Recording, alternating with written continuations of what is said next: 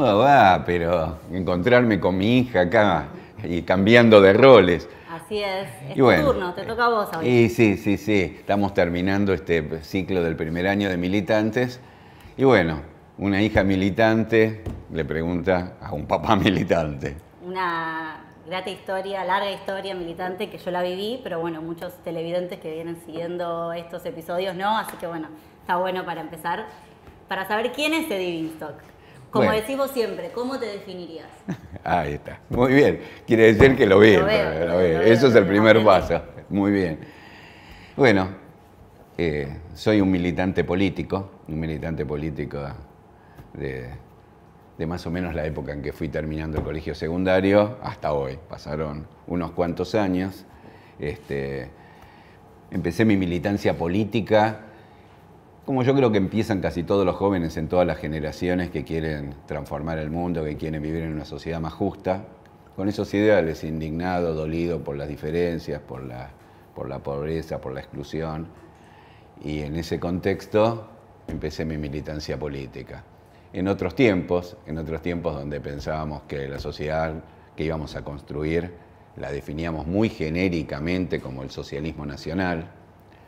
¿Qué tiempos? ¿Qué tiempos aquellos? Tan lejos. Totalmente. Unos tiempos distantes donde no teníamos precisamente con claridad qué era el socialismo nacional, pero un poquito más claro el horizonte de lo que lo tenemos hoy. Vengo de una familia, tus abuelos, digamos, que no eran peronistas, eran radicales, profesionales de clase media. Mi viejo ingeniero, mi vieja farmacéutica. Mi papá fue estudiante y opositor al peronismo en los gobiernos de Perón. Mi mamá la fuimos convenciendo un poco más y en el 73 nos votó, votó al Frejuli, ahí logramos un avance porque mi hermano y yo militamos en la Juventud Peronista y bueno, y ahí logramos ir convenciendo por lo menos a mi mamá. Y mi viejo era Allende sueldo. Claro. Y bueno, soy parte de una generación que se sumó a la política en el marco de las proscripciones. El peronismo venía de muchos años de proscripción. No era la democracia, estos casi que en el 2023 se van a cumplir 40 años de democracia, ni soñando. Veníamos desde el golpe del 55, de dictaduras y proscripciones. Y a la vez veníamos con un levantamiento, con luchas, con resistencia. Estaba la resistencia peronista, somos hijos de la resistencia peronista, somos hijos de alguna forma de lo que fue la lucha, el triunfo de la Revolución Cubana, el triunfo de Vietnam frente a Estados Unidos. Y un contexto muy... Muy distinto al que estás viviendo, al que conociste.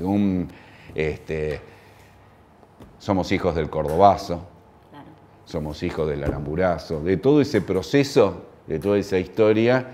Bueno, nos sumamos como muchos jóvenes sobre fines de los 60, principios de los 70, a la juventud peronista y a la consigna. Viste que este último tiempo existió esa de vamos a volver, que era remitiendo sobre todo a recordar algunas conquistas sociales que se venían perdiendo en estos 4 años. Bueno, en ese momento era el lucha y vuelve. Pero no solo volvía Perón, con Perón volvía la justicia social, que conculcada. Bueno, ese fue el escenario, es mi historia. Estudié sociología también, la terminé años después, producto de las dictaduras, pero también estudié sociología para entender más la sociedad que quería transformar. Para eso en realidad estudié sociología. Así que bueno, ese es mi periplo, digamos, ese soy yo, y esa es un poco mi historia.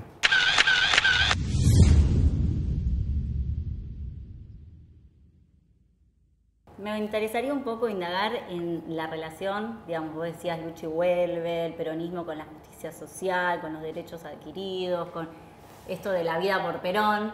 Bueno, cuando vuelve Perón, digamos, me interesa ver ahora también en perspectiva cómo analizás vos esa relación de la juventud peronista, de Montoneros, cómo, digamos, también vos entrás a Montoneros, ¿no? Pero bueno, con Perón, esa relación también en un contexto en donde había muchas tensiones dentro del campo nacional y popular. Y bueno, se da esas tensiones con Perón. ¿Cómo lo viviste o cómo lo ves hoy? Y uno, ¿viste? Depende del momento en que se sitúa, reconstruye y ve, y tiene una mirada sobre la historia. En ese momento fue muy doloroso, con mucho conflicto, digamos.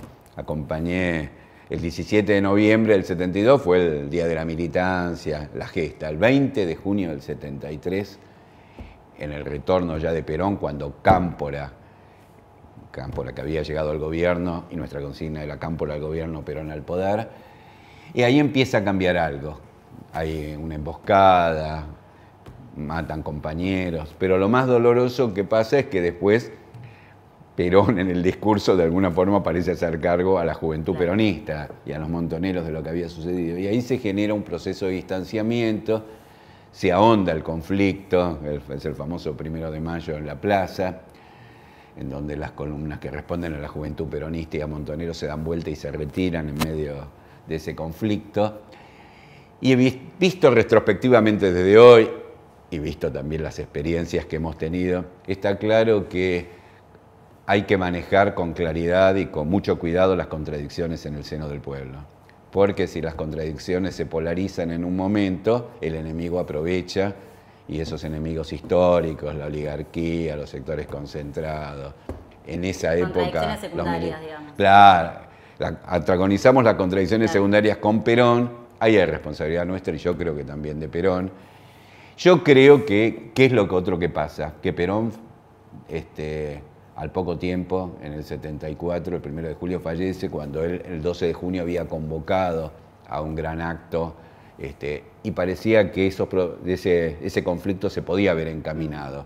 Pero bueno, Perón fallece y el conflicto queda trunco y queda como había sido hasta ese momento. Y eso sí es claramente aprovechado. Estábamos en un gobierno que era un desgobierno, que era el gobierno de Isabel, y los militares y los sectores de los grupos concentrados del poder empiezan a planificar una estrategia que se denominó la estrategia del fruto maduro, que era que cayera por su propio peso. Aparecen las policiales, paramilitares, la AAA, nos atacan los locales, matan muchos y muchos compañeros y compañeras, y se toma otra decisión que es el paso a la clandestinidad, algo muy debatido porque tenía la intención de preservar vida, pero nos restringe el espacio político. Vivimos un momento conflictivo que yo creo, visto desde hoy, mi mayor reflexión es, no hay que, como dijiste vos, no hay que antagonizar las contradicciones secundarias, las contradicciones en el seno del pueblo, hay que encontrar una resolución para que no sea instrumentada por el enemigo histórico del pueblo, aquellos que quieren un país para pocos, y que eso fue lo que pasó y nos llevó a la dictadura genocida del 76, a la dictadura cívico-militar genocida del 76. Esa es un poco mi reflexión sobre lo que significó nuestra relación con Perón y una mirada, si vos querés, reflexiva, autocrítica y crítica.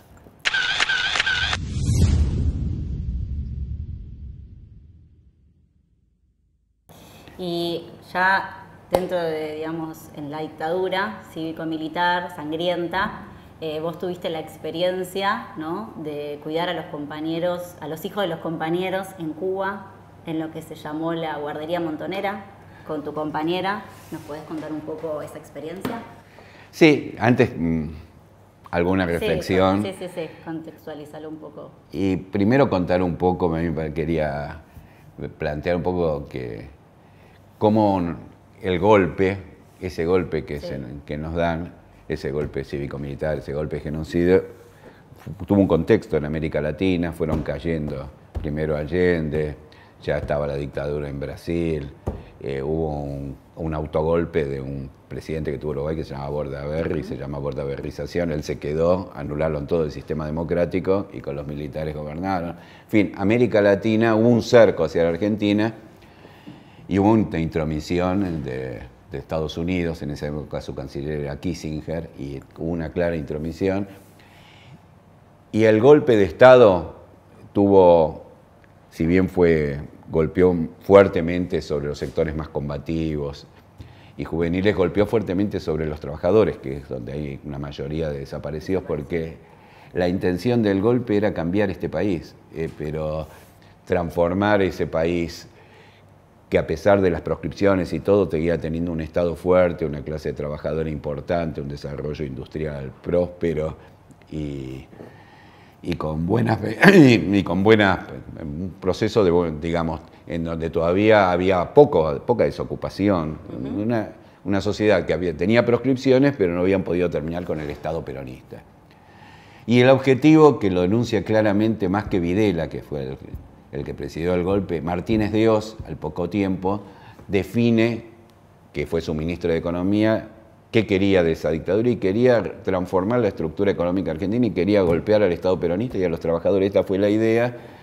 Y en ese contexto, yo para llegar a la guardería te diría que primero tuve el primer gol, hubo muchos compañeros desaparecidos, entre ellos mi hermano, y eso nos llevó dentro de la familia y todo a conmociones por los golpes y conmociones por lo que uno le toca de cerca, personal. Y así fuimos resistiendo esa dictadura que en lo económico inició el proceso de la deuda externa en nuestro país, que teníamos menos de 5.000 millones y salimos con 50.000 millones de dólares de deuda y nos marcó a fuego al condicionamiento que bajo distintas oleadas neoliberales seguimos teniendo. Ahí resistimos hasta que en un momento nos llaman a mí, a la que era en ese momento mi compañera Mónica, y teníamos 2 hijos, Ana y Miguel, tus hermanos, y nos vamos y en el marco de lo que se denominó la contraofensiva, nos plantean una experiencia que fue una experiencia que en estos tiempos se habló bastante, una experiencia yo creo que muy interesante, que fue la guardería. ¿Qué significó eso? Que como compañeros y compañeras iban a entrar al país, porque sabíamos lo que pasaba en nuestra patria, porque sabíamos de las torturas, porque ya había estado la carta abierta de Walsh a la dictadura, porque había algunos compañeros que habían logrado escaparse y sabíamos los que eran los campos de concentración que existían y cómo torturaban a los padres delante de sus hijos, cómo robaban los bebés y a los recién nacidos, es que viendo esa situación y habiendo la organización Montoneros en ese momento decidido realizar lo que se denominó una contraofensiva porque entendía que empezaban a cambiar las condiciones, que después de varios años de desgaste del proceso empezaban a verse indicios de que iba a haber resistencia obrera, levantamientos, cosa que se constata porque el 27 de abril del 79 se produce la primera huelga general.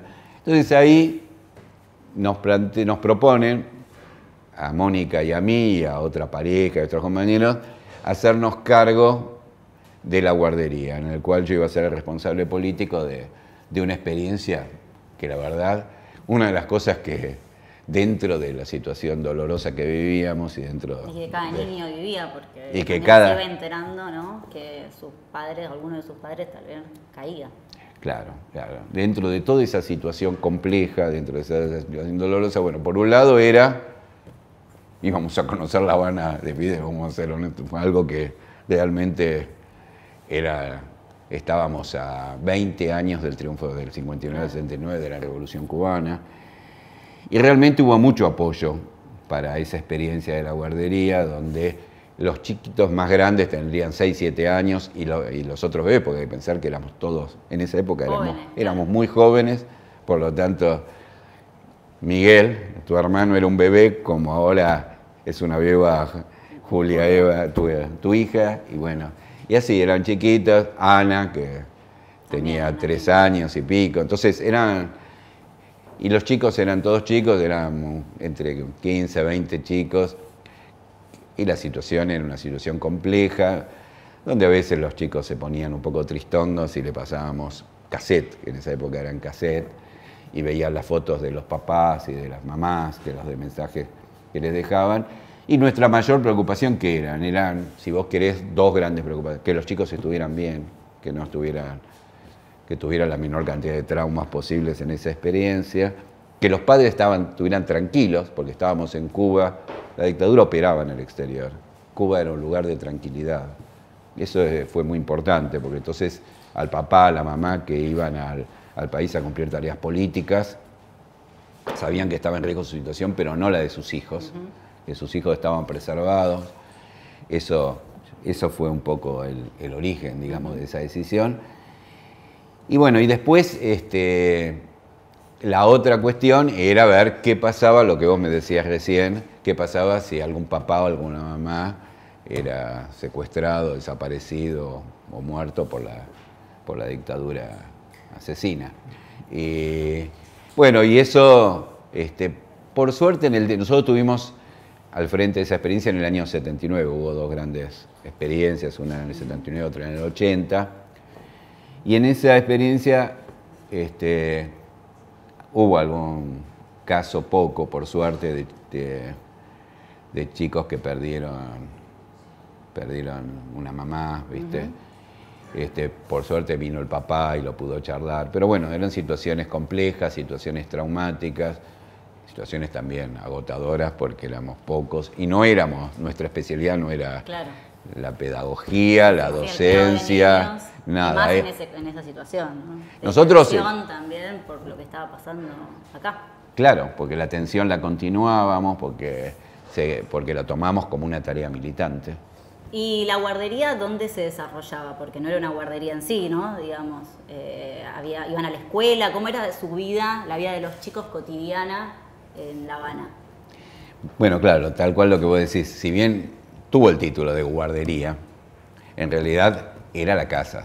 Era la casa donde los chicos vivían con nosotros, que éramos los tíos. Y había dos compañeras cubanas que nos ayudaban y toda una infraestructura al servicio de que los chicos estuvieran bien. Pero esa era la casa. A medida que nos fuimos instalando, los chicos fueron yendo a lo que acá sería jardín, digamos, el jardín o la escuela, y ahí la escuela y los círculos infantiles. De acuerdo a la edad, iban a los círculos infantiles. Entonces, los trasladábamos, al principio carecíamos de recursos y violando todas las normas de acá, sería de tránsito, los metíamos en coche, todo abarrotado, y los llevamos a lo que eran los círculos infantiles, y después volvían a la guardería, que era la casa de ellos. Claro. Esta es un poco la secuencia. Y aparte con sus propias identidades, ¿no? Porque también lo que pasaba en otros lugares es que tenían que cambiar su identidad. Bueno, esto creo que fue uno de los elementos más importantes también.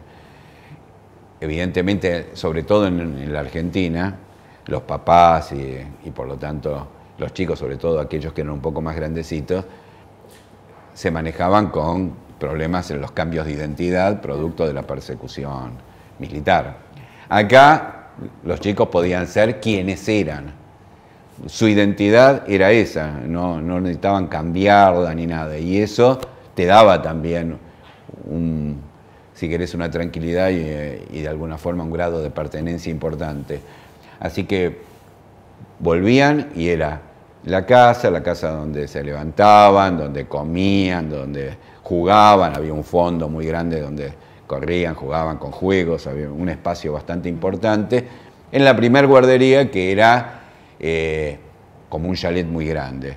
Después hubo una segunda guardería ya en el 80, que yo la conocí, pero no fui parte de esa experiencia, que sí, hubo tiempo, se planificó, se armó una casa, una casona muy grande, con baños, con bidet, inodoro, todo para chiquitos. O sea, con tiempo pudieron preparar. Vos tenés que pensar que estaba el cerco histórico que le hacía, sobre todo en ese momento, Estados Unidos a Cuba. Estaba todavía la Unión Soviética, estaba el bloqueo y estaba la Unión Soviética, y Cuba tenía el apoyo de lo que era la Unión Soviética, que termina en el 89, pero nosotros estamos lejos de esa fecha, y entonces en ese momento la Unión Soviética apoyaba fuertemente con recursos e infraestructura, pero era muy difícil, no había internet en esa época, no había, la comunicación era otra lógica, otro periodo, entonces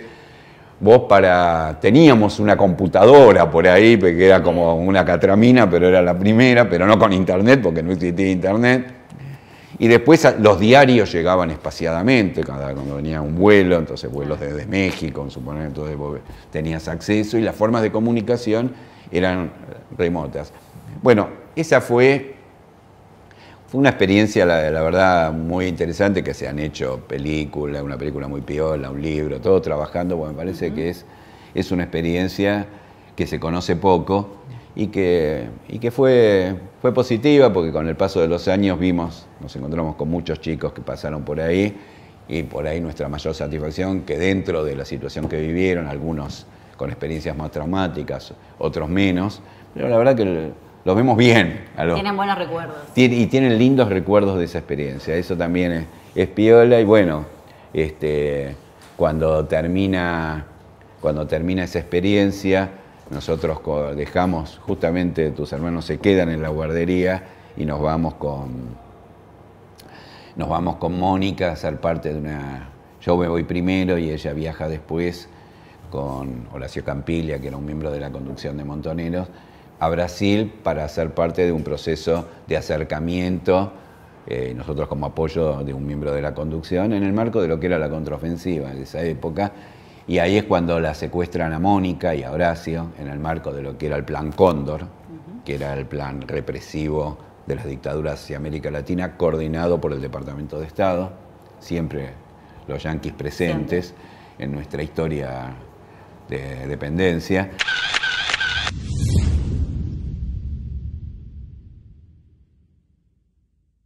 Y bueno, ahí nuevamente es una etapa dolorosa donde transito el resto de nuestra experiencia en el exterior, de nuestro exilio con ellos dos, que después nos vamos a vivir un tiempo a Barcelona para seguir ahí sí ya más las denuncias en el exterior sobre las violaciones a los derechos humanos en nuestro país, dado que en mi caso ya tenía lamentablemente a mi hermano y ahora a Mónica, y alguien que a mí me interesaba en todo este tiempo, y seguramente después hablaremos un poco sobre las experiencias del feminismo. Y a mí me interesa siempre rescatar, por un lado, a lo que en ese momento fue nuestra propia experiencia política, generacional, porque hubo en esa época, si bien las conducciones, las cabezas seguían siendo muy masculinas, como podrás ver en todos los procesos y los documentales de la historia, nosotros que reivindicábamos mucho a Evita en nuestra generación, lo que eran las pibas de esa generación, ellas asumían actitudes, responsabilidades y prácticas con mucha equiparación de los sexos en esa época del género, y también las tareas del hogar y las tareas del cuidado en nuestra experiencia eran bastante compartidas. Eso se habla poco de esa experiencia. Y otra cosa que marca este derrotero, que yo siempre digo que las cosas no son fotografías, sino que son películas, es que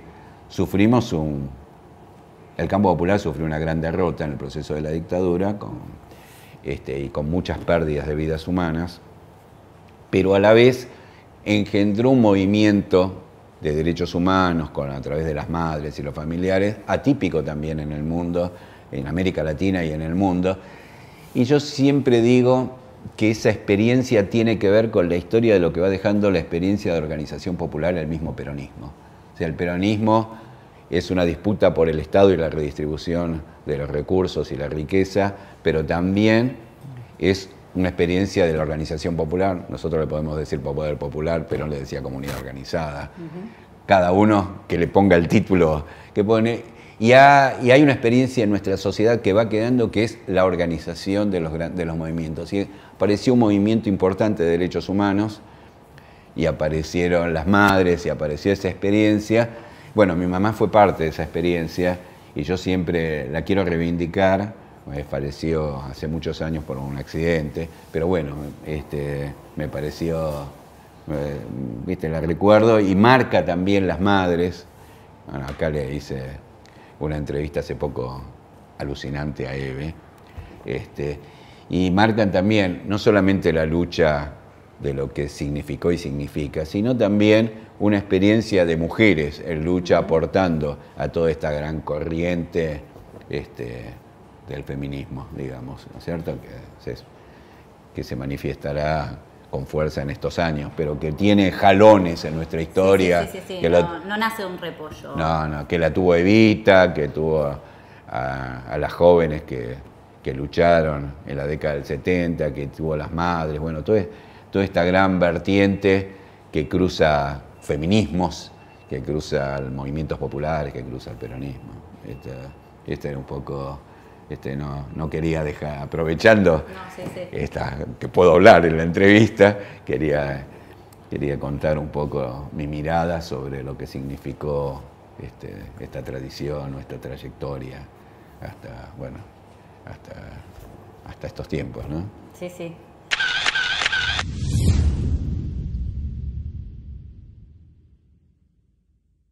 Y bueno, después volvemos a la democracia. Tuvimos la década menemista de privatizaciones, donde muchos compañeros también se alejaron, ¿no?, de la política, donde también sos parte un poco de que te pasó eso, ¿no? Se alejaron un poco de la militancia y como que se vuelven a enamorar con el kirchnerismo, con Néstor. Pero bueno, la mayoría se enamora cuando lo ven en acción a Néstor, ¿no?, en el gobierno. A vos, sin embargo, vos lo conociste antes del 2003, querés contar un poco cómo fue tu acercamiento con Néstor, cómo te enamoraste también del proyecto de Néstor y Cristina, de volver a la militancia. Sí, es cierto, atravesamos todo, como relatás vos, por todo ese periodo. La resistencia de los 90. Claro, atravesamos primero la etapa de la llegada de Alfonsín y por un lado, su política de derechos humanos, con la cual por un lado reivindicamos algún aspecto, aunque nuestra mirada no es exactamente la del nunca más de la teoría de los dos demonios, sino la del juicio a las juntas. Ahí manifestamos nuestra reivindicación, por lo menos de mi parte, pero también una diferencia. Y después vino la segunda oleada neoliberal, que golpeó fuertemente, porque significó que una persona que había surgido por los votos populares y planteando revolución productiva y salariazo. Una traición, digamos. Claro, liquidar el patrimonio de décadas de acumulación en el Estado, de las empresas, profundizar la desigualdad. Bueno, eso golpeó fuerte a la militancia. Me hace acordar a una frase que dijo en una de las entrevistas, creo que la primera entrevista que hicimos, hablando de la militancia, le preguntamos a Josami sobre la militancia y decía en la época de los 70, y yo creo que de alguna forma, en parte ahora, el que no militaba era un boludo. Pero hubo épocas donde parecía que el que militaba era un boludo. Claro, bueno, eso era en los 90. Esto se empezó a inculcar en esa década.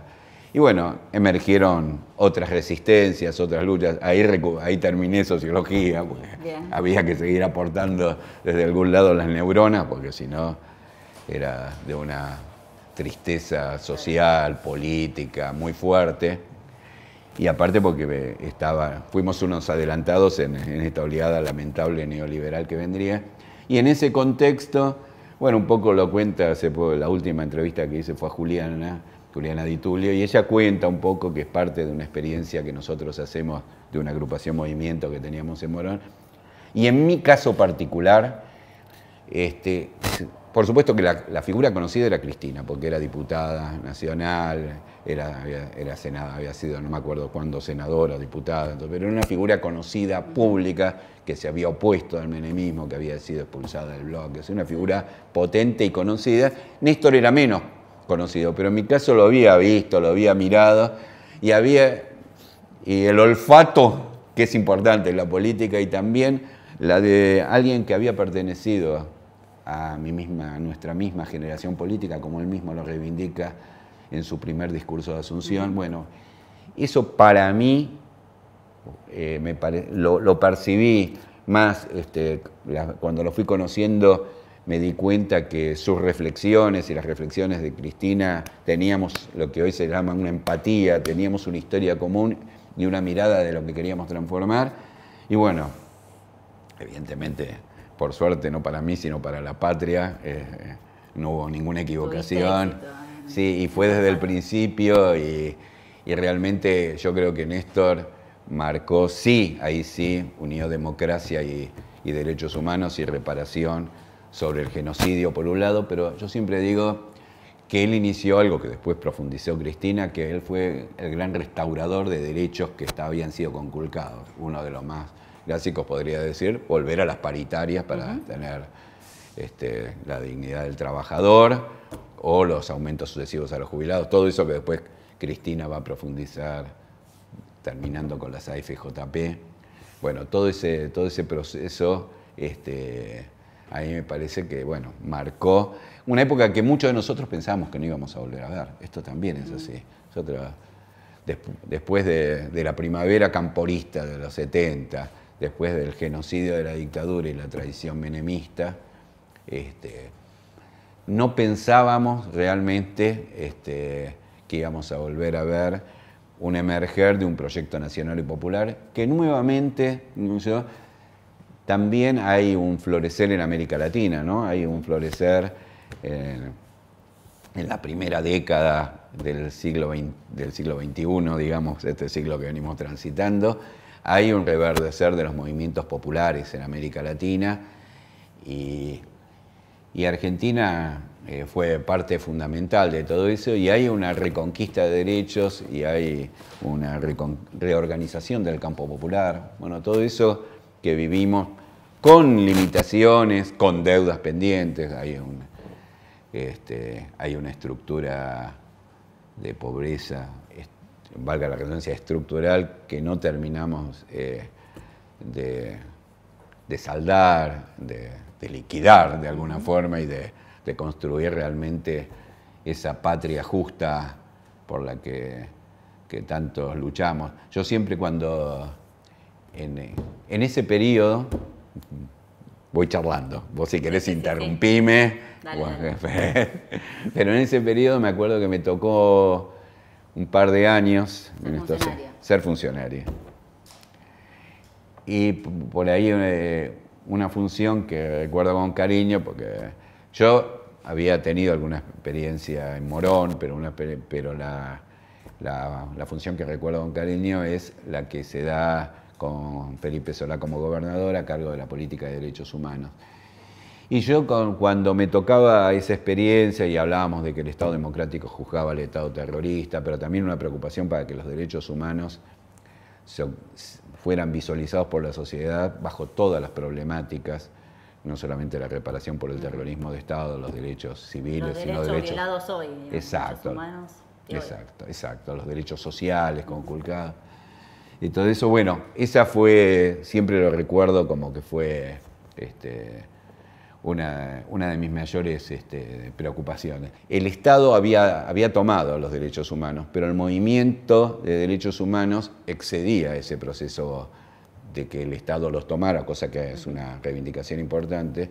Pero yo siempre decía que planteaba el tema de las luchas, que primero, viste, vos por los derechos luchás, después generás organización y después recién esas reivindicaciones son tomadas, institucionalizadas y se constituyen en legislación, en normas, bueno. Pero primero hay lucha y yo siempre planteaba eso desde el movimiento cuando me tocó cumplir esa función, el tema de la importancia de la lucha y la importancia también con respecto, ahora recuerdo, ahora me acordé, y están los juicios que ha habido y que siguen teniendo, y de hecho hoy lo seguimos impulsando.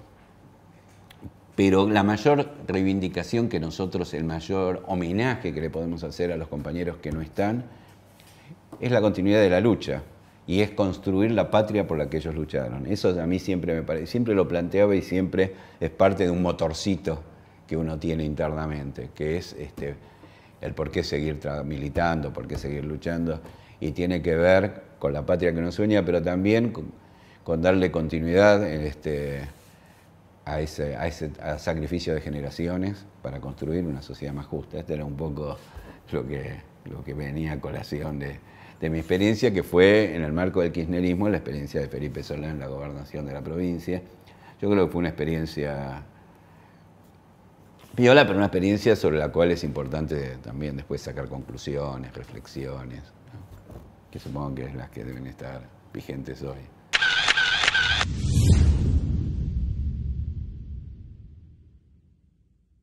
Bueno, hablando un poco, volvemos, vos arrancaste con el feminismo, sí. Y a mí me parece que en esta resistencia de estos 4 años, que por suerte terminaron, volvemos a ser felices, me parece que hubo un movimiento que surgió, ¿no?, con fuerza.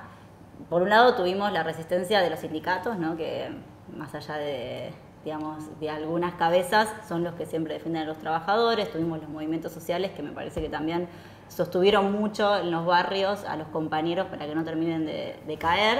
Pero también surge esto nuevo, ¿no?, este movimiento que se va gestando en estos 4 años, que, como decías vos, no arranca en estos 4 años, tiene una historia, pero que se masifica, ¿no? Entonces, mi pregunta es a la reflexión que te parece a vos sobre el feminismo, sobre los diversos feminismos, sobre la representación, ¿no?, que surge con el Ni Una Menos, con la legalización del aborto, pero bueno, que empieza a estar, digamos, y que empieza a repensar todo, ¿no? Ese feminismo que el sistema lo quiere tirar más o menos, ¿no?, por la ventana. Pero bueno, ¿qué opinión merece este nuevo movimiento que crece cada vez más? Bueno, un poco como vos decías, han emergido en este periodo de resistencia a esta última oleada neoliberal, que por suerte ha terminado en nuestro país, los movimientos populares que realmente estuvieron en la calle bancando, pero a la vez dándole direccionalidad a esa lucha o esa resistencia, lo mismo que el movimiento obrero. El feminismo es un fenómeno distinto. Si bien ha habido cabezas o referencias o figuras que han convocado, como la primera marcha del Ni Una Menos, allá por el 2015, creo que en junio del 2015, una cosa así, que la primera de todos, que fue la oleada, después vinieron, cada vez fueron creciendo más, pero está claro y que los grandes ejes fueron contra la violencia brutal que se viene desarrollando del Ni Una Menos y el tema de la despenalización del aborto, me parece que han sido los grandes motores, pero ha habido un cuestionamiento fuerte ya después al patriarcado.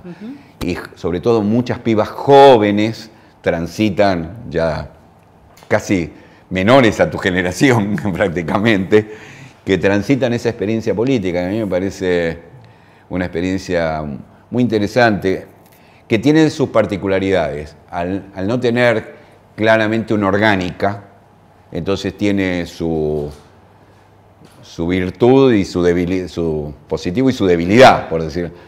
Su virtud porque se extiende y trasciende fronteras y nadie se la puede apropiar, y en ese sentido es peor porque todos se sienten protagonistas y es mucho más horizontal, si vos querés. Y por ahí la limitación porque siempre, si los movimientos tienen una conducción reconocida y eso, si vos querés lo más amplia posible y reconocida, siempre podés direccionar mucho más e impactar más. Está claro que en la política se la viene tomando, se viene reflexionando este tema de la paridad en las listas, o ahora que empiezan a haber Ministerio de Género en la Nación, Ministerio de Género en la provincia de Buenos Aires con Alberti y con Kicillof. Está claro, un poco lo que yo decía de derechos humanos, que empezaron a haber secretarías de derechos humanos. Claro, bueno, se institucionaliza, digamos. Claro, exactamente, empieza a haber una respuesta y una institucionalización, lo cual no significa que el movimiento no siga fluyendo. Y en ese sentido, yo pensaba, vengo dándole vueltas al tema el patriarcado lo cuestiona todo y es transversal y viene... Todos los feminismos. Todos los feminismos cuestionan el patriarcado. Pero como decís vos, hay feminismos porque el capitalismo sigue atravesándonos. La injusticia que genera el capitalismo sigue atravesando, y están las mujeres de las barriadas populares, las compañeras de las barriadas de los sectores medios y más progresistas, y sectores más liberales también que reivindican el feminismo. Entonces es un movimiento diverso que tiene puntos en común y tiene conflictos y contradicciones, llamémoslo secundarias, pero que existen porque vivimos en una sociedad capitalista de profunda desigualdad, con la hegemonía del capitalismo financiero, y que eso las compañeras de los... Bueno, vos que sos una militante y una militante de barriadas populares lo sabes mucho mejor que yo, y lo viví porque lo vivís todos los días, y es que pasan cosas en los barrios y con las compañeras que sufren una doble explotación. Bueno, sufren la explotación de la desigualdad y la de ser mujeres. Y bueno, esa situación obviamente es particular y por más que uno la pueda intelectualizar, son vivencias concretas, materiales, materializadas de sectores sociales. Entonces, estas dos dimensiones de alguna forma, la del feminismo contra el patriarcado y la del capitalismo que cruza todo, genera este cruce de feminismos. Pero bueno, me parece que es una experiencia muy interesante, incluso con compañeras como la misma Cristina, que en un momento medio planteaba que no tenía nada que ver y que hoy de alguna forma sí, se ha transformado en una banderada. Ella dice que porque la hija lo influenció, bárbaro, sí, mejor todavía. Nos estamos deconstruyendo. Eve decía que con respecto a la dictadura que los hijos habíamos parido a las madres. Y acá en algunos casos empieza a pasar lo mismo. Y los más viejos nos empujan, nos vienen de atrás. Claro. Y bueno, son las nuevas oleadas de deconstrucción, pero bueno, bienvenido, ¿no es cierto? Que nos empujen para adelante.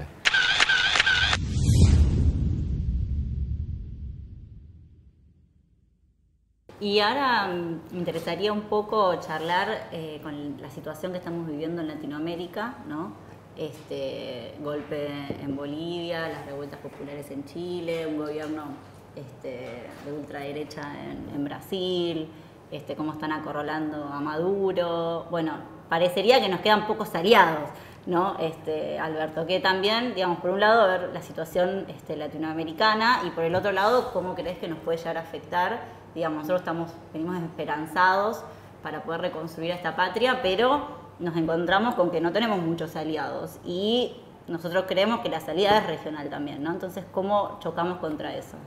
Bueno, por un lado contar un poco lo que viene pasando en América Latina, que realmente nuevamente nos afecta, y nos afecta claramente. Por un lado hay una cuestión positiva, me parece. La cuestión positiva es que emerger de los movimientos populares en América Latina cuestionando gobiernos neoliberales es un fenómeno muy piola, muy interesante, que hay que seguirlo de cerca. Y por el otro lado, lamentablemente, del país que más había profundizado, que más había avanzado y que continuaba con una experiencia muy particular de un Estado plurinacional, con una experiencia democrática distinta y con desarrollo de justicia social y con crecimiento económico, bueno, sufrió un golpe de Estado. ¿Y cómo nuevamente aparece en América Latina los Estados Unidos con las declaraciones de Trump propiciando y dando el beneplácito del golpe de Estado?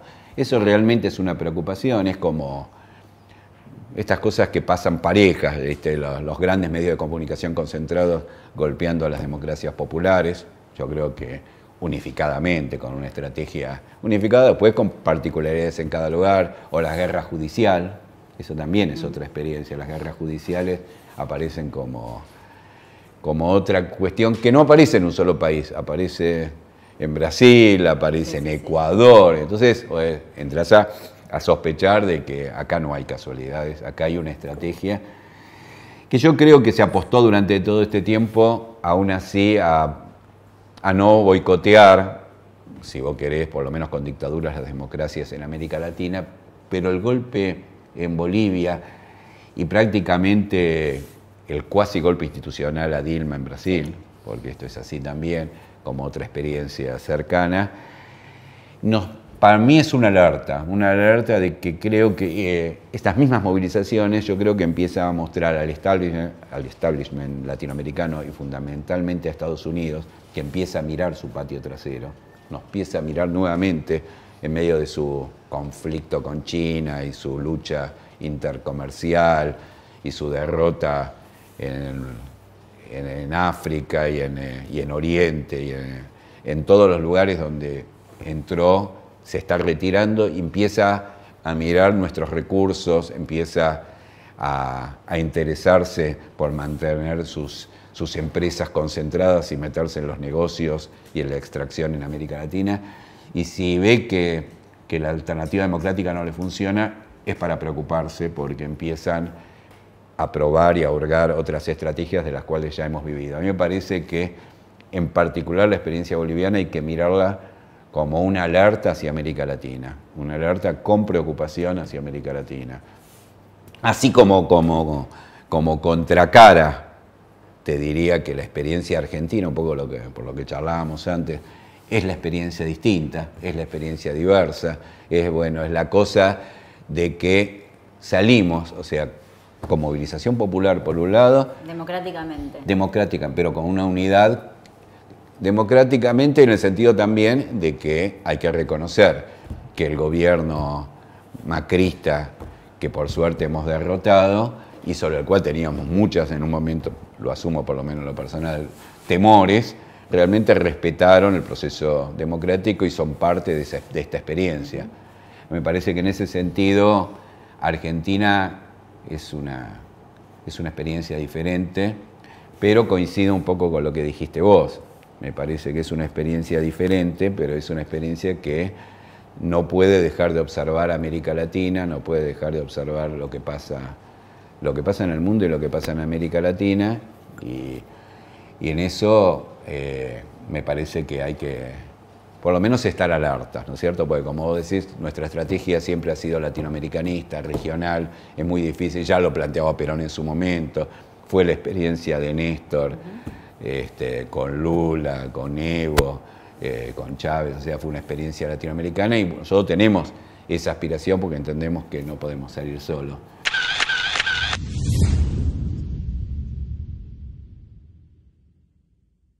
A mí igual me interesaba un poco ver esta disputa hoy, ¿no?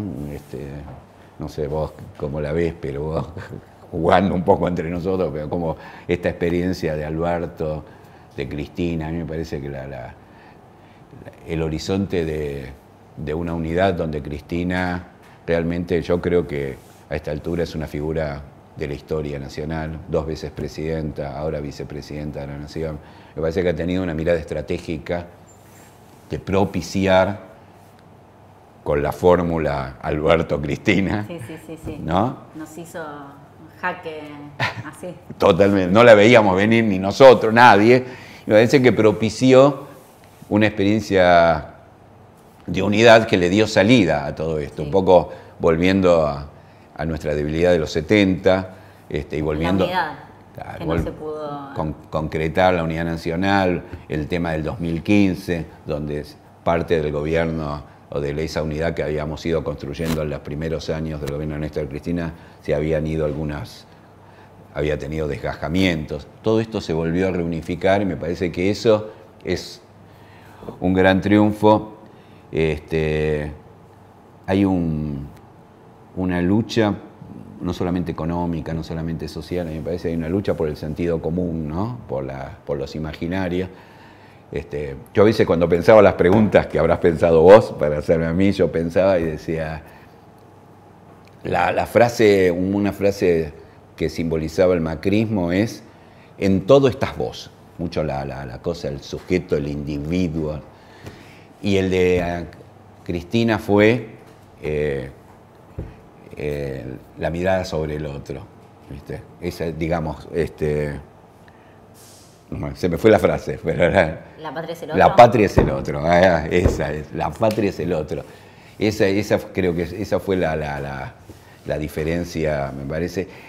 Y Alberto, la verdad, hoy es un día muy particular. Lo vamos a decir que estamos grabando un 13 de diciembre. ¿Por qué? Porque hoy Alberto fue a tomar examen en la facultad. A mí eso nos conmocionó a muchos, a mí me impactó sobremanera esto. ¿Por qué? Porque, bueno, Alberto es el presidente y ha mostrado esas características, esas particularidades que hizo que fuera... Ya sabemos que tiene un Alberto, es amplio y a la vez es firme. Es amplio para convocar, pero hay temas sobre los cuales no está dispuesto a negociar, que es un golpe en Bolivia, que es Lula, que es los más humildes frente a los que lucraron y los poderosos. Bueno, hay cosas que no están... Pero... mi compañera Andrea suele decir que las cosas son en conducta, ¿viste? Y hoy ha mostrado una conducta. Terminó. ¿Y cuál es la conducta? Por un lado mostró que es un laburante, que es un trabajador para el peronismo, podría decir. Pero para aquellos liberales, digamos, que reivindican el liberalismo político, no esto que se dice liberal y en realidad son conservadores y antiliberales, digamos, reivindicando. reivindica la norma, reivindica la ley, reivindica al ciudadano cumpliendo derechos y obligaciones y siendo él, nadie se lo manda. Se atiene a la ley y a la norma. Y había un montón de estudiantes que esperaban que su profesor, iban a final, claro, les correspondía tomar. Pero a la vez estaba convencido de que era presidente, ya de eso no se ocupaba. Y Alberto estuvo ahí. Y eso, más allá de todas las consideraciones, habla más que 1000 palabras, porque es la conducta de una persona que de alguna forma es un laburante, pero a la vez se hace cargo de sus responsabilidades como ciudadano, las decide él porque se atiene a lo que corresponde, porque lo que correspondía es lo que hizo. Lo que pasa es que a veces se cacarea en un lado y se hacen las cosas en otro, ¿no es cierto? A mí me pareció, la verdad, me pareció un ejemplo, una buena actitud que yo creo que con los buenos ejemplos también se ayuda mucho, ¿no? Me parece que eso me gustaría, me impactó y no quería dejar de decirlo. Bueno, hasta acá llegamos, ¿te sentiste cómodo? ¿Te gustó? Me encantó porque me parece primero que sos más suelta y preguntás y elaborás mejor que yo las preguntas, mucho más natural, así que me encantó y me encantó obviamente cerrar este ciclo en el cual le quería agradecer a los compañeros de La Patriada porque me dieron la posibilidad, a Diego Morrone, a los compañeros que trabajan en el equipo acá, a Gonzalo, a Martín Jauregui, que es la cabeza de todo esto, a Marcos, bueno, a todos los compañeros que trabajan acá, a Andrea, que hace conmigo la coproducción, bueno, y ahora agradecerte a vos que me hayas posibilitado con esta entrevista cerrar este año de militancia, que para mí, del programa Militante, que para mí fue un desafío porque me gustó mucho, obviamente, pero nunca lo había hecho, así que bueno, contento por esto y contento porque, y esperanzado con cierto grado de realismo de los tiempos que vendrán. Así que bueno, volveremos para ser mejores. Muy, muy linda entrevista. Gracias. Dale.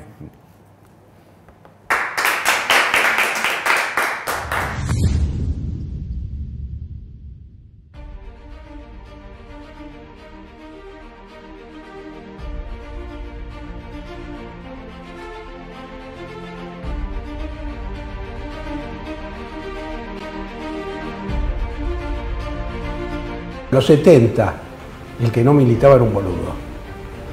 Y ahora parece que el que milita es un boludo.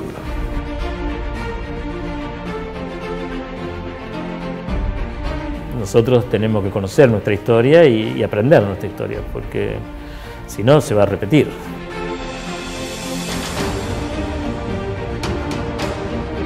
Es un momento en el cual, te decía, se produce la revolución del tercer mundo.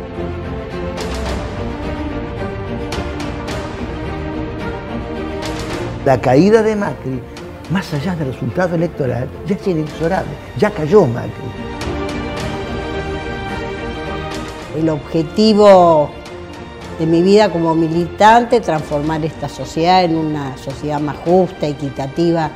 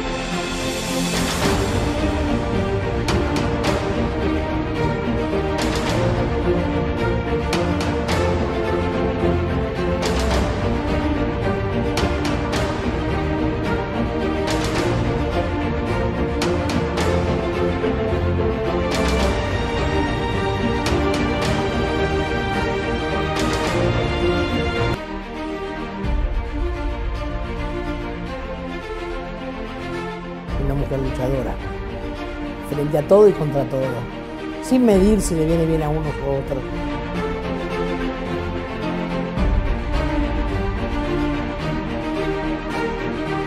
Como ahora, a mí no se me ocurre nunca contestarle a los disparates que dicen de mí. Me llaman, ¿viste lo que dijeron? No, no chupa un huevo.